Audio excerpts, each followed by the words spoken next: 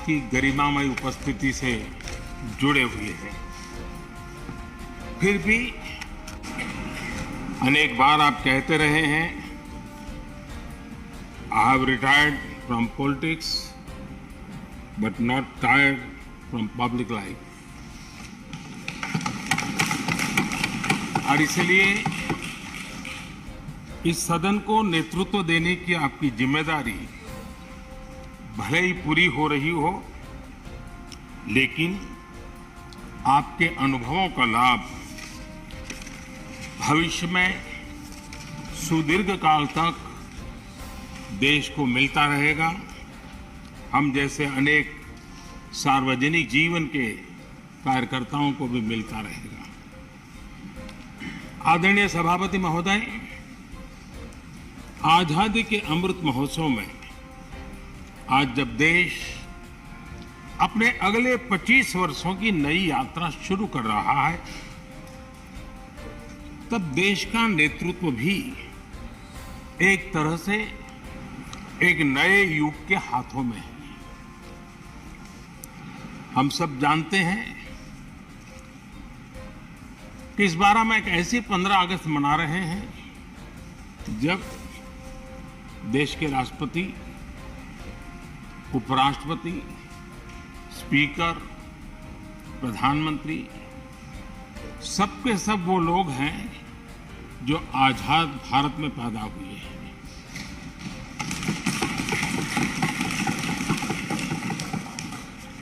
और सबके सब बहुत ही साधारण पृष्ठभूमि से आते हैं। मैं समझता हूं उसका अपना एक सांकेतिक महत्व है, साथ में देश के नए युग का एक प्रतीक भी है। आदरणीय सभापति महोदय, आप तो देश के एक ऐसे उपराष्ट्रपति हैं जिसने अपनी सभी भूमिकाओं में हमेशा युवाओं के लिए काम किया है। आपने सदन में भी हमेशा युवा सांसदों को आगे बढ़ाया, उन्हें प्रोत्साहन दिया। आप लगातार युवाओं के संवाद के लिए यूनिवर्सिटीज और इंस्टीट्यूशंस लगातार जाते रहे हैं। नई पीढ़ी के साथ आपका एक निरंतर कनेक्ट बना हुआ है और युवाओं को आपका मार्गदर्शन भी मिला है और युवा भी आपको मिलने के लिए हमेशा उत्सुक रहे हैं। इन सभी संस्थानों में आपकी लोकप्रियता भी बहुत रही है। मुझे बताया गया कि वाइस प्रेसिडेंट के रूप में आपने सदन के बाहर जो भाषण दिए, उनमें करीब करीब 25% युवाओं के बीच में रहे हैं। ये भी अपने आप में एक बहुत बड़ी बात है। आदरणीय सभापति महोदय, व्यक्तिगत रूप से मेरा ये सौभाग्य रहा है कि मैंने बड़े निकट से आपको अलग अलग भूमिकाओं में देखा है। बहुत सारी आपकी भूमिका ऐसी भी रही जिसमें आपके साथ कंधे से कंधा मिलाकर कार्य करने का भी मुझे सौभाग्य मिला है। पार्टी कार्यकर्ता के रूप में आपकी वैचारिक प्रतिबद्धता रही हो, एक विधायक के रूप में आपका कामकाज हो, सांसद के रूप में सदन में आपकी सक्रियता हो,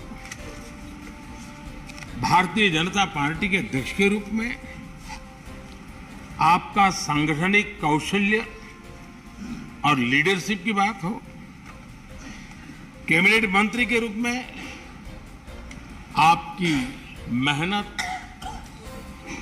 नवाचार का आपका प्रयास और उससे प्राप्त सफलताएं देश के लिए बहुत उपकारक रही है, या फिर उपराष्ट्रपति और सदन में के सभापति के रूप में आपकी गरिमा और आपकी निष्ठा, मैंने आपको अलग अलग जिम्मेदारियों में बड़े लगन से काम करते हुए देखा है। आपने कभी भी किसी भी काम को बोझ नहीं माना। आपने हर काम में नए प्राण फूंकने का प्रयास किया है। आपका जज्बा, आपकी लगन हम लोगों ने निरंतर देखी है। मैं इस सदन के जरिए प्रत्येक माननीय सांसद और देश के हर युवा से कहना चाहूंगा कि वो समाज, देश और लोकतंत्र के बारे में आपसे बहुत कुछ सीख सकते हैं।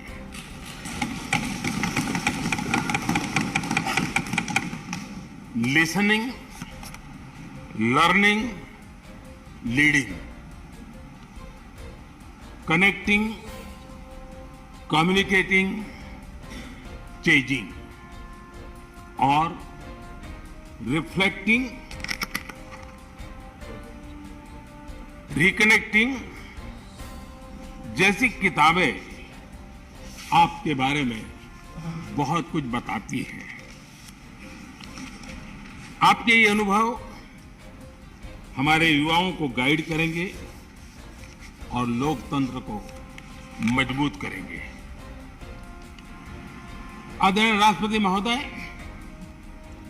आपकी किताबों का जिक्र मैंने इसलिए किया क्योंकि उनके टाइटल में आपकी वो शब्द प्रतिभा झलकती है जिसके लिए आप जाने जाते हैं। आपके वन लाइनर्स, बीट लाइनर्स होते हैं और विन लाइनर्स भी होते हैं।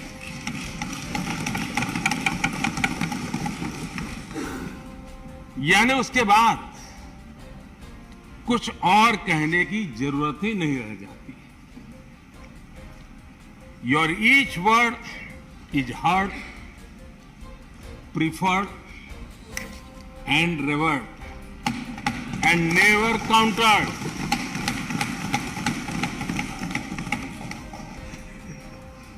कैसे कोई अपनी भाषा की ताकत के रूप में और सहजता से इस सामर्थ्य के लिए जाना जाए और उस कौशल से स्थितियों को दिशा मोड़ने का सामर्थ्य रखे। सचमुच में आपके इस सामर्थ्य को मैं बधाई देता हूं। साथियों, हम जो भी कहते हैं वो महत्वपूर्ण तो होता ही है, लेकिन जिस तरीके से कहते हैं उसकी अहमियत ज्यादा होती है। किसी भी संवाद की सफलता का पैमाना यही है कि उसका गहरा इंपैक्ट हो, लोग उसे याद रखें और जो भी कहें उसके बारे में लोग सोचने के लिए मजबूर हो। अभिव्यक्ति की इस कला में वेंकैया जी की दक्षता, उस बात से हम सदन में भी और सदन के बाहर देश के सभी लोग भली भांति परिचित हैं। आपकी अभिव्यक्ति का अंदाज जितना बेबाक है उतना ही बेजोड़ भी है। आपकी बातों में गहराई भी होती है, गंभीरता भी होती है, वाणी में बीट भी होता है और वेट भी होता है, वार्मथ भी होता है और विजडम भी होता है। संवाद का आपका तरीका ऐसे ही किसी बात के मर्म को छू जाता है और सुनने में मधुर भी लगता है। आदरणीय सभापति महोदय, आपने दक्षिण में छात्र राजनीति करते हुए अपना राजनीतिक सफर शुरू किया था। तब लोग कहते थे कि जिस विचारधारा से आप जुड़े थे उसका और उस पार्टी का निकट भविष्य में तो दक्षिण में कोई सामर्थ्य नजर नहीं आता है। लेकिन आप एक सामान्य विद्यार्थी कार्यकर्ता से यात्रा शुरू करके और दक्षिण भारत से आते हुए उस पार्टी के राष्ट्रीय अध्यक्ष के शीर्ष पद तक पहुंचे। ये आपकी एक अविरत विचार निष्ठा, कर्तव्य निष्ठा और कर्म के प्रति समर्पण भाव का प्रतीक है। अगर हमारे पास देश के लिए भावनाएं हो, बात कहने की कला हो, भाषाई विविधता में आस्था हो, तो भाषा, क्षेत्र हमारे लिए कभी भी दीवार नहीं बनती है। ये आपने सिद्ध किया है। आदरणीय सभापति महोदय, आपकी कही एक बात बहुत लोगों को याद होगी, मुझे तो विशेष रूप से याद है। मैंने हमेशा सुना है आप मातृभाषा को लेकर के बहुत ही टची रहे हैं, बड़े आग्रही रहे हैं, लेकिन उस बात को कहने का आपका अंदाज भी बड़ा खूबसूरत है। जब आप कहते हैं कि मातृभाषा आंखों की रोशनी की तरह होती है, मातृभाषा आंखों की रोशनी की तरह होती है, और आप आगे कहते हैं और दूसरी भाषा चश्मे की तरह होती है। ऐसी भावना हृदय की गहराई से ही बाहर आती है। वेंकैया जी की मौजूदगी में सदन की कार्रवाई के दौरान हर भारतीय भाषा को विशिष्ट अहमियत दी गई है। आपने सदन में सभी भारतीय भाषाओं को आगे बढ़ाने के लिए काम किया। सदन में हमारी सभी 22 शेड्यूल लैंग्वेज में कोई भी माननीय सदस्य बोल सकता है, उसका इंतजाम आपने किया।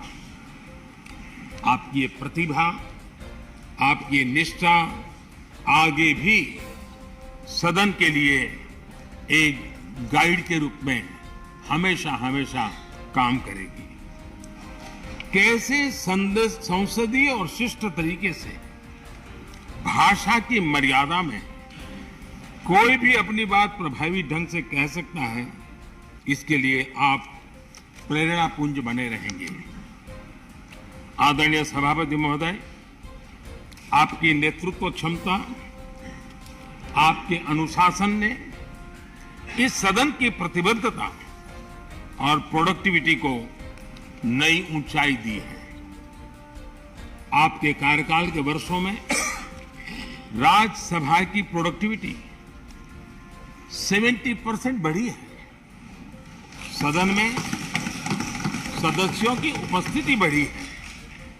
इस दौरान करीब करीब 177 बिल पास हुए या उन पर चर्चा हुई, जो अपने आप में कीर्तिमान है। आपके मार्गदर्शन में ऐसे कितने ही कानून बने हैं जो आधुनिक भारत की संकल्पना को साकार कर रहे हैं। आपने कितने ही ऐसे निर्णय लिए हैं जो अपर हाउस की अपवर्ड जर्नी के लिए याद किए जाएंगे। सचिवालय के काम में और अधिक एफिशिएंसी लाने के लिए भी आपने एक समिति का भी गठन किया।